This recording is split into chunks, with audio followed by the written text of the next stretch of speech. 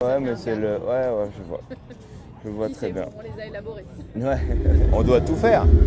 Ouais. Ah putain. Tu peux répondre en 2 secondes. Hein. Là, Je laisse la lumière allumée et je garde mes chaussettes. Je vais l'allumer jusqu'à ce qu'elle soit couchée et qu'elle voit des clochettes. On dirait que ça suffit plus de fumer des spliffs. Ma génération Game Boy sniff plus de lignes qu'à Tetris. La mode c'est des cols en V, des pulls, des chemises et des gilets. Les professeurs, les banquiers, les comptables sont devenus stylés. On raconte nos vies à des étrangers pour se sentir exister. Je viens de voir une vieille faire une crise cardiaque. Je l'ai tweeté. des paroles du chant des sirènes qui vous viennent à l'esprit. J'entends les chants des sirènes, regarde autour de moi tous ces gens qui m'aiment. Je touchais le soleil avant que la pluie ne vienne. T'inquiète pas, seuls les faibles se font bouffer par le système. Pourquoi celle-ci? Parce que c'est la chanson qui s'appelle Le chant des sirènes et donc c'est le titre de l'album et puis ça correspond bien à la période dans laquelle je suis et je pense que c'est des paroles qui reflètent beaucoup de choses sur la société d'aujourd'hui, sur ma vie, sur ce moment où tu passes à un statut différent. C'est des paroles qui sont plus vers la fin du concert et j'aime bien ce refrain. C'était pas forcément, à la base c'est un mélange de réalité et de fiction et des fois ça se mélange. On ne sait pas exactement quand mais ça se mélange. Rap français ou rap américain? J'aime beaucoup les deux évidemment parce que je fais du rap et après ça dépend vraiment dans ma voiture ou dans mon Walkman j'ai pu avoir tendance, j'ai pu avoir tendance à écouter du rap américain et quand je suis chez moi sur mon ordinateur j'ai plus à l'écouter du rap français. Je prends le rap français un peu plus comme un peu plus pour les textes et pour le comment dire comme un truc un peu artistique et le rap américain ça va plus être du divertissement un peu. Mais c'est bien d'avoir les deux, hein. C'est un bon équilibre. J'ai découvert avec un peu des deux, je pense plutôt avec le rap français d'ailleurs. Parce que comme NTM, IAM, MC Solar, moi je venais d'une petite ville qui s'appelait Alençon où il n'y avait pas forcément de disquaires pointus et j'ai découvert surtout par la radio. Il y a eu aussi le secteur A, des trucs de l'époque qui m'ont beaucoup plu et c'est comme ça que je suis penché sur le rap américain. Après je connais peut-être même plus le rap américain que le rap français mais j'ai peut-être découvert le rap avec le rap français. Ouais. Trouver son flow. Alors, le flow dans le rap c'est en fait c'est la mélodie. C'est ce qu'on appelle dans d'autres styles de musique peut-être une top line ou une mélodie, c'est une façon de placer ses mots. En fonction des rimes que tu vas faire, ça va pas donner le même flow. Le flow, c'est la façon de chanter, c'est le débit en fait, si on traduit. Et trouver son flow, ça veut dire en gros trouver sa façon de chanter. À chaque chanson différente, un flow différent, c'est un peu comme dans la danse où tu vas pas forcément mettre la même cadence. C'est un gros travail de trouver les bons flows. Des fois, avant même d'écrire les paroles, j'écris des flows en fait en fonction de l'instru. Tu vas te dire est-ce que je fais nana, nana, nana, nana ou nanana, nanana ou nanana, nanana, nanana. C'est ça le flow en fait, c'est des pieds. Et c'est vrai que ça fait partie du travail d'un rappeur. Rapper sans flow, ça n'a pas grand intérêt, c'est vraiment là où vraiment tu peux trouver ton propre style, ta particularité. Et c'est quelque chose d'assez codé parce que tu as des flows qui peuvent renvoyer à des époques ou à des choses. Et le flow, c'est la technique, un peu une des parties techniques du rap. Orelsan, 25 ans, célibataire, rappeur, cracker, sous pression, amateur, de film amateur. Mon seul moyen d'expression, c'est de m'enfermer sur moi-même. Des fois je rappe, des fois je fais des sons, des fois une dépression. Je suis président de mon club d'échecs, perdant résident dans le cœur des schnecks. Bobby la défaite, alias Tony, je m'en bats les steaks. L'instru idéal. L'instru idéal pour un morceau de rap, l'instru ça va vraiment dépendre de ce que tu as envie de faire. Moi ce que j'aime dans le rap c'est que c'est une musique où tu peux mélanger plein de choses, où tu peux mettre un peu ce que tu veux dedans. L'instru idéal, c'est une instru qui va bien avec le thème. Ouais, c'est une instru qui va bien avec le bon thème une instru de rap idéale. Si on prend une instru de rap, on va penser à une instru de DJ Premier qui va être beaucoup de samples, beaucoup de découpage avec pied-caisse, ce qu'on appelle un peu du boom bap. Après, moi, j'aime bien différents styles, donc des fois, je vais mélanger avec un peu de pop, avec un peu d'électro, un peu de dubstep, un peu de musique classique. Il n'y a pas vraiment de règles et c'est ça que j'aime dans cette musique, c'est qu'on peut mélanger plein de choses. C'est important d'avoir une instru qui colle bien au morceau. À deux instrus différentes, ton morceau il peut être pourri ou génial. Ouais, ça joue à peu de choses. Jouer un rôle. C'est marrant parce que jouer un rôle, c'est quelque chose d'assez... comment dire? Ça fait partie des questions que tu vas te poser tous les jours, presque quand tu es artiste, et surtout dans le rap. Parce que le rap, c'est une musique concrète, parce qu'on a beaucoup de textes. Et donc, en général, on va être plus dans le concret, dans la réalité, que dans l'image, que dans trop d'images. Même s'il y a beaucoup d'images, mais c'est plutôt des images qui vont renvoyer à quelque chose de concret.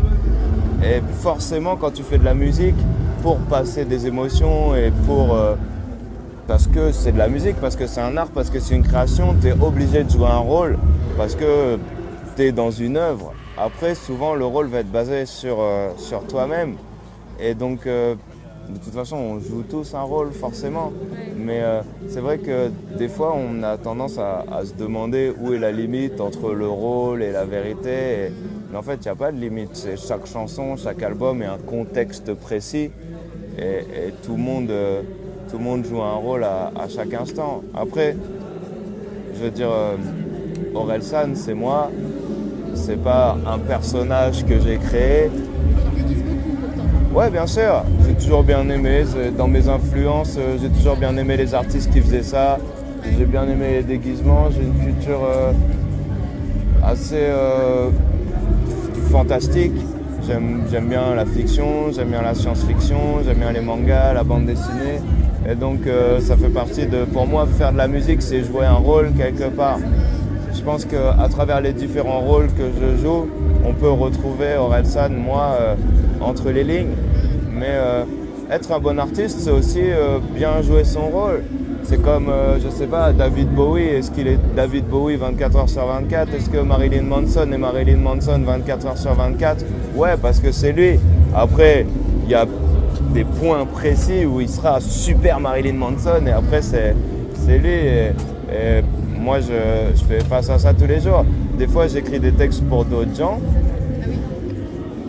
Où je vois des choses que j'ai envie de donner à d'autres personnes parce que c'est moi qui l'ai écrit, ça vient de moi, mais c'est pas forcément ce qui va correspondre le mieux à la musique que je fais parce que j'ai instauré un univers, etc. Mais après, ouais, j'aime bien aussi me déguiser comme beaucoup de chanteurs que j'ai aimés, comme Freddie Mercury ou les Beastie Boys ou Method Man et Redman. C'est assez large, mais j'aime bien ce côté on joue la comédie un peu.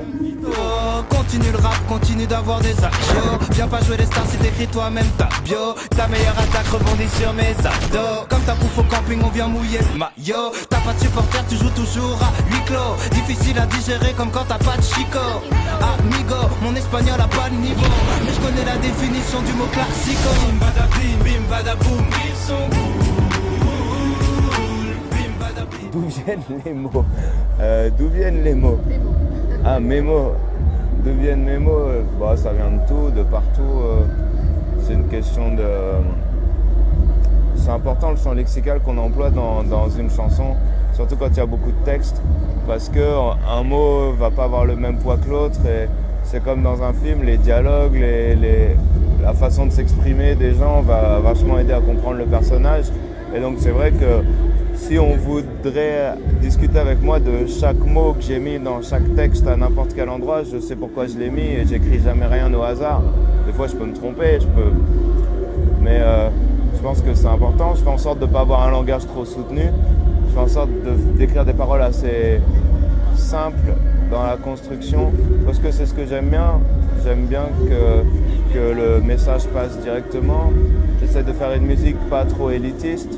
Et donc j'ai envie de pouvoir toucher les gens et les mots qu'on emploie, c'est important. ça fait partie de... C'est vraiment ça mon travail en fait, choisir les bons mots. Et en fonction des chansons, il y a des chansons où je vais écrire avec un vocabulaire un peu plus compliqué. Il y a des chansons où je vais écrire comme je parle. Et c'est pas écrire quelque chose de simple, c'est pas forcément la chose la plus simple. Il y a des gens qui vont réussir à te maquiller, un degré zéro de réflexion avec des mots compliqués. Moi, j'essaie de simplifier. Et des fois, je le fais aussi pour je sais pas, la rhétorique, parce qu'il y a des mots que tu as envie d'employer de temps en temps. Mais je pense qu'après, chaque artiste, chaque écrivain a ses propres mots. Et c'est ça aussi, comme on parlait de flow tout à l'heure, c'est un mélange des deux. C'est ça qui fait un bon auteur ou pas, et un bon rappeur ou pas.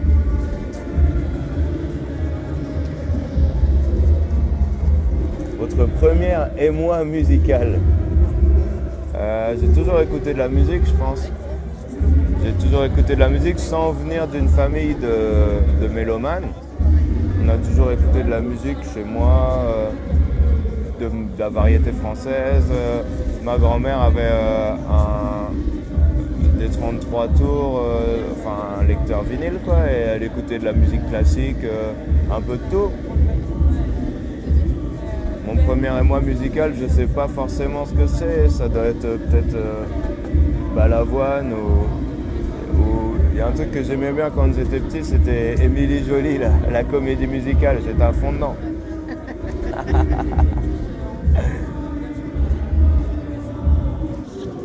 Si vous n'aviez pas été rappeur, c'est assez simple en fait. J'ai bossé dans l'hôtellerie assez longtemps. Après, quand j'ai fini mes études, je trouvais pas de travail et donc du coup j'ai travaillé dans l'hôtellerie en attendant. Et au final, ça s'est allongé. J'ai bossé 3 ans et demi dans un hôtel et ça me plaisait bien. C'est quelque chose que j'aimais bien. J'avais pour projet de passer des équivalences. Du coup, en fait, quand tu bosses longtemps dans un secteur comme ça, tu peux avoir des diplômes. Et je comptais partir à l'étranger. Donc je pense que si je me débrouillais bien, j'aurais peut-être pu être gérant ou un truc comme ça. Pour l'instant, j'étais juste employé, mais c'était un job que j'aimais bien. Donc voilà, j'aurais peut-être aussi fait de la musique autre que du rap, parce qu'après tout, j'aime bien la musique. Mais j'aime bien écrire aussi. Peut-être à un moment, j'aurais essayé d'écrire autre chose que du rap. Mais vivre, je sais pas, au Canada ou en Chine, dans l'hôtellerie, c'était mes vrais projets concrets que j'aurais dû faire si j'avais pas signé en maison de disque. Merci. Merci beaucoup. Merci. Ça a été? Ouais, carrément. Non.